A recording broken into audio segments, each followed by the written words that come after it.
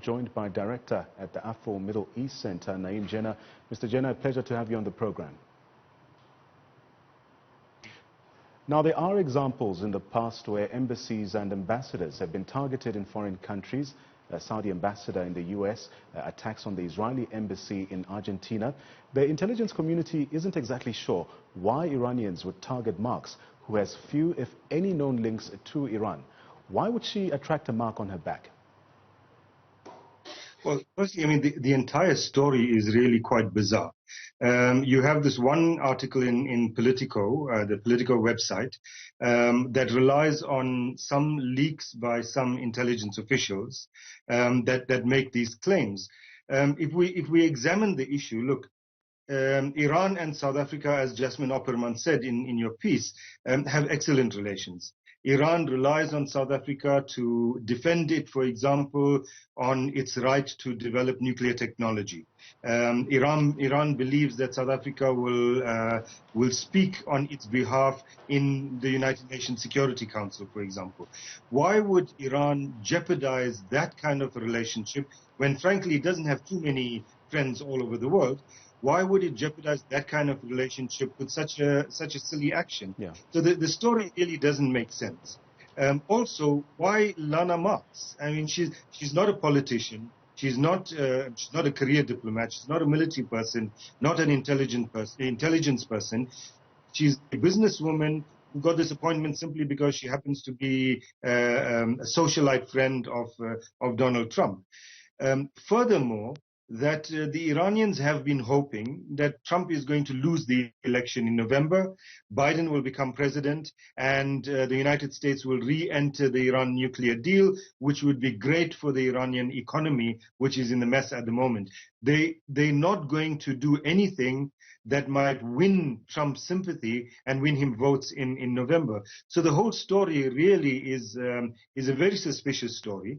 And my interpretation actually is that it's a very deliberate kind of leak. Look, in the South African context, over the past few years, we've had a number of cases where either the American Embassy or the State Department have issued alerts or advisories saying things like there's an impending bombing campaign by ISIS in South Africa, or Al-Qaeda is planning an attack in South Africa. And almost always, these kind of statements came out when they wanted to put pressure on the South African government for some or other reason, or to send a message to the South African government that you're not being cooperative enough, particularly a message to South African security agency, which frankly is not very cooperative with the American intelligence agencies.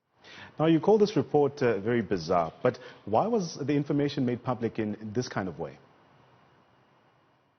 Well, this is part of the question, and there's a good chance that it was very deliberately leaked in order to create the sense that South Africa's friend, basically Iran, is planning an attack on its soil, and therefore forcing South Africa to respond in a way that makes the South African security agencies work with the American security agencies. We saw this also before the 2010 World Cup, when there were all these stories going around about how Al-Qaeda had targeted the Football World Cup, and South Africa is going to end up with a disaster unless it worked with the CIA, with the FBI, with the Israeli Mossad, etc. Of course, we didn't have any Al-Qaeda attack, and we didn't have any disaster. But the reason for these kinds of leaks, if they are leaks or they deliberately placed statements, is to nudge South Africa in a direction that they should work with the Americans. In this case, to nudge South Africa in the direction that their relationship with Iran is not a welcome thing for the Americans. Now, if this report is anything to go by, hypothetically, surely this would intensify already serious tensions between the US and Iran and create enormous pressure on Trump to strike back. No, I don't think it'll do that at all. I think the relations between the US and Iran are at an all-time low. I don't think that it's going to get any or can get any worse than that. And I don't think that the Iranians are going to do anything major except issue some nasty statements until November, when they're hoping that he will lose the elections. From Trump's perspective, I doubt very much that he can afford right now to just launch some kind of attack on Iran without any provocation, without any reason. And the Iranians are determined that they're not going to provide that reason. And is there any reason maybe that you could allude to as to why South Africa has kept relatively quiet about this matter or this report? Well, the State Security Agency issued a statement today. I suppose we could expect DIRCO to issue a statement tomorrow.